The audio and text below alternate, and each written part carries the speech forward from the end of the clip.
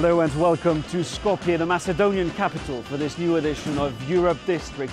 20 years after its declaration of independence, Skopje's progress towards EU membership is still blocked by a long-standing dispute with Greece over the name of this country. Athens still denies its northern neighbour the right to be called Macedonia, saying this would imply a territorial claim on a Greek province of the same name. Well, in this programme we'll tell you why the crisis worsened after the government in Skopje launched a controversial facelift of the capital. But we'll also taste the local cuisine, which is believed to be the Balkans' finest. But we'll start with our first story, and it's a clear sign tensions are still running high between Slav Macedonians and the large Albanian community in the country. In mid-October, the government abandoned a national census. This after the two communities accused each other of trying to boost official percentage. This is a report from our correspondent Alix Le Bourdon. Stacks of census forms are being brought back one by one. I'm bringing back the documents, those that have been completed, and the empty ones too. All the census takers have been called back to their town halls. They've only been working for 10 days. We're comparing the number of documents handed out at the start of the census to the number of documents returned. We're also working out the number of households that have completed the census forms. When they're finished, this data will be sent to the statistical office, but it has no value. The census was steeped in controversy from the beginning and never saw an end. Macedonia decided to apply Eurostat criteria, the statistical office of the European Union. Those who'd lived abroad for over a year were not to be counted. Some Albanian census takers reportedly ignored this rule. I don't see how they could have used false papers, how they could cheat like that. But I did hear that someone tried to get a dead person recognized. These irregularities were unacceptable to members of the national census. They decided to resign en masse, all on the same day. The former president of the national census has packed up her office, ready to resume her job as a lawyer. For me it was a big experience, but also a little bitter experience, because I wasn't part of the lawmaking, and some issues that were brought up later on, especially after the census started, were, if you ask me, not fair. According to the census of 2002, citizens of Macedonian origin accounted for more than 64% of the population, and ethnic Albanians over 25%. Since the Ohrid Agreement, which averted a civil war between the two communities a decade ago, these statistics have defined their representation in the political system. Unconsciously, we all try to ensure our rights through percentages. The Macedonians are trying to make us go below 20%, and we'll keep fighting for more than 20%. 20% is the threshold below which the ethnic Albanian population doesn't want to fall. The access of minorities to public office is governed by this figure. Since our rights depend on this figure, Albanians are very attached to it. We believe that the census, held previously, did not reflect reality. Now citizens of Macedonian and Albanian origin have passed on the responsibility. This retired couple, part of the Macedonians who were censured, regret the cancellation of the operation. It's important to know how many Macedonians, Albanians, Turks there are, but it seems that those who failed to get the percentage they wanted have caused irregularities to ensure that the census is suspended. A thinly veiled allusion to the Albanian community, which, in this area of Skopje, has generally welcomed the suspension of the census. Many here would like to see people living abroad being counted, which would help push up that all-important percentage. This man wanted his nephews and grandchildren, who've lived in Switzerland for 10 years, to be counted. All family members should be counted. They only counted these 5. It's shameful. As in other Balkan countries hosting large minority communities, a census exercise like this can be perilous, especially when power and influence rests on the right side of a percentage. Well, for more on the story, I'm glad to be joined by the Macedonian Foreign Minister Nikola Popovski. Mr. Popovski, thank you for having us here at the Foreign Ministry in Skopje. Now, as we saw in this report, the census turned into a political story in your country. What this really shows is that 10 years after your country narrowly avoided a civil war, both communities are still at loggerheads. It is indeed, you're right saying that it has a political dimension, and it's probably very true. This is where the problem lays. Still, the reason for basically not continuing till the end with the census and stopping it in the middle of it is a more methodological one.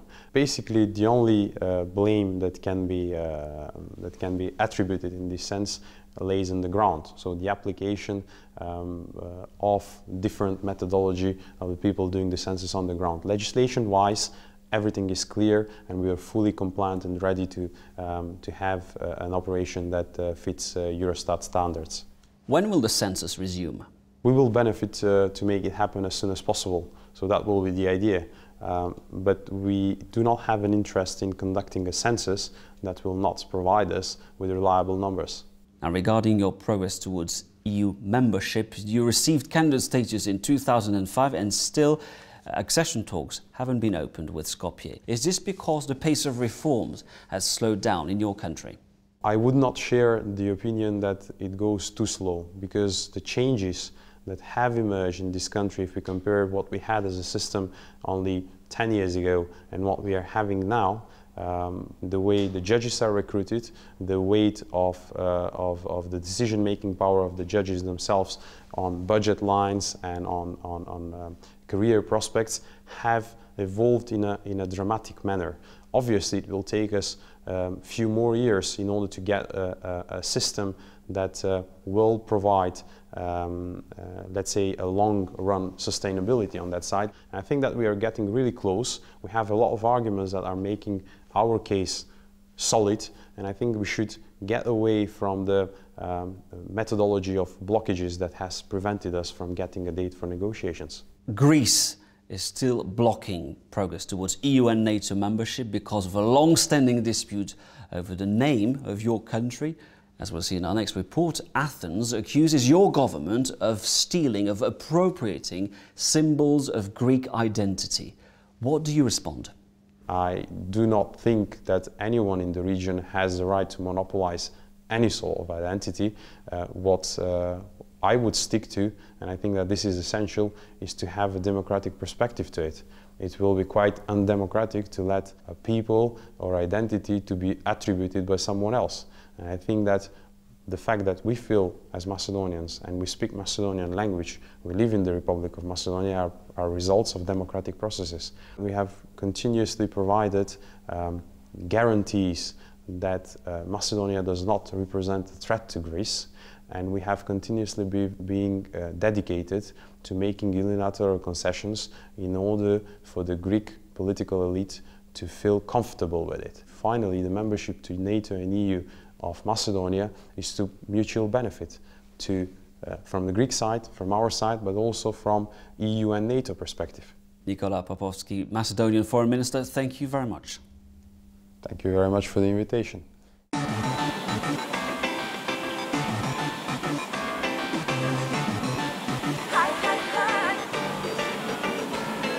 In September, Macedonians celebrated the 20th anniversary of their independence. This was an opportunity for the government to showcase the new face of Skopje, a radical makeover of the city centre with the construction of 15 grand buildings and the controversial statue officially known as the warrior on a horse. This statue has enraged Athens, which says there's no doubt this is Alexander the Great. Once again, Athens accuses its northern neighbour of appropriating symbols of Greek identity. The warriors stand ready to attack, lions roar, and the horses rear up. If it's not Alexander the Great, it certainly resembles him. On a sunny day like this, many come to admire the new statue, but Katerina isn't one of them. This monument doesn't work at all with the rest of the town centre. It's a mixture of styles. We have many artists who could have done much better. The Great Warrior, that's the statue's official name, has started many conversations, and not just about what it looks like. It's a monument that glorifies the country's ancient past. However, this Greek man in Skopje on business doesn't appreciate the symbolism. Alexander is Greek. They think that he's one of their own, so we have that problem. The monument has awakened an old controversy. Greece has refused to recognize Macedonia as the name of the country. That's the reason this Macedonian enjoys seeing the warrior monument. In world history, there is no case of conflict equivalent to that between Greece and Macedonia. No other country denies the identity of another like this. Now with this statue, the world will be able to see who we are. The monument is part of a large urban project called Skopje 2014. Throughout the city, statues and buildings are under construction. Some Albanians, the largest minority in the country, have started to feel left out. It was highly unacceptable for the Albanian community to see this mono-ethnic and mono-religious and monocultural project, in particular because it was being paid from budgetary money in which the Albanians are contributing with at least 1/3 of the total amount. This video of the project was released by the authorities in early 2010. Bronze monuments, obelisks, fountains, domes, a mixture of classical and Baroque architecture. When I see this project, I feel that the guns have fallen silent in the Balkans, but the war continues through these monuments. The projects also pose problems of town planning. This architect has watched Skopje evolve since the communist era. Now, when he takes a walk, he has trouble recognizing his own city. The functions of these buildings are incompatible.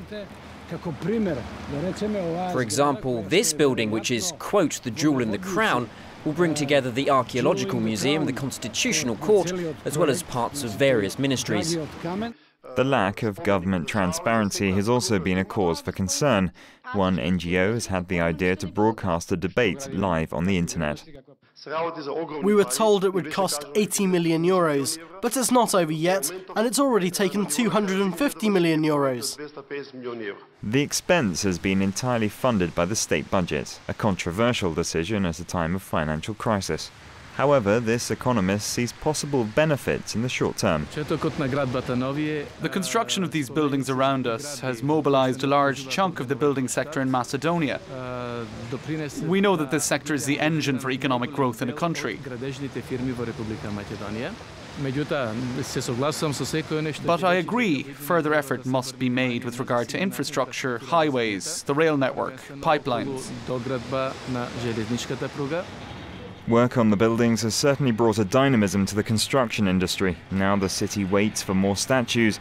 These ones will arrive from abroad, though, ready to be installed.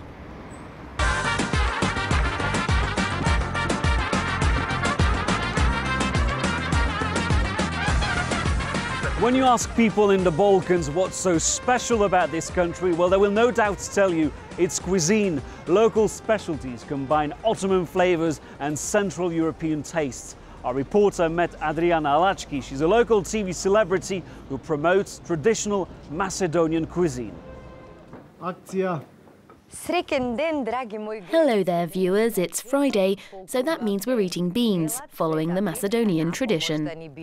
Recipe of the day, a taftë gvaçe, or fried beans, accompanied by a mixture of red pepper. A vegetarian dish that Adriana has concocted for her daily show. This is the most famous Macedonian dish. We say to visitors who come to Macedonia, if they don't taste the taftë gvaçe, they haven't tasted anything. The recipe's more than 300 years old. Adriana's program aims to recreate dishes and cooking methods from the past. Since it was launched in May, she's gone through more than 100 recipes. Bojanka often records the show to watch it with her mother and her friend. The show reminds me of my childhood, when my grandma and after that my mother was cooking these Macedonian traditional recipes. Adriana has put her ideas into a cookbook. It's the first publication dedicated to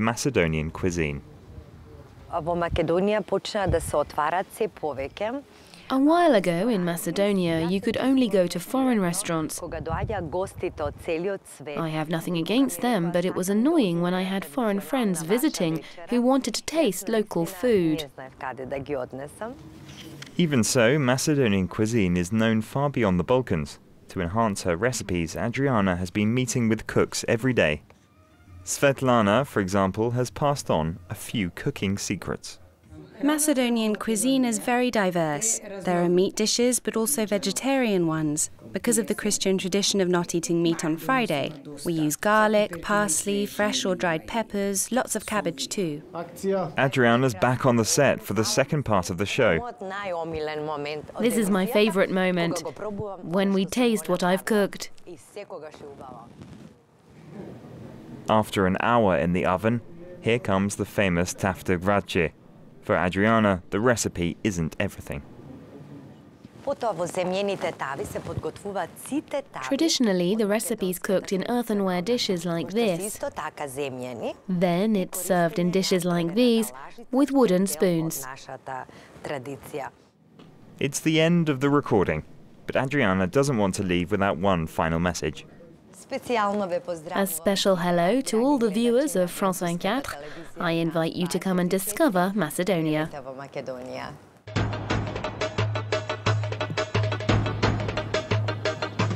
And it's already the end of the first part of our program. We'll leave you with a view of the Calais, the old fortress of Skopje. Europe District returns after the news break. We'll travel to Albania, the land of the eagles. So please stay with us.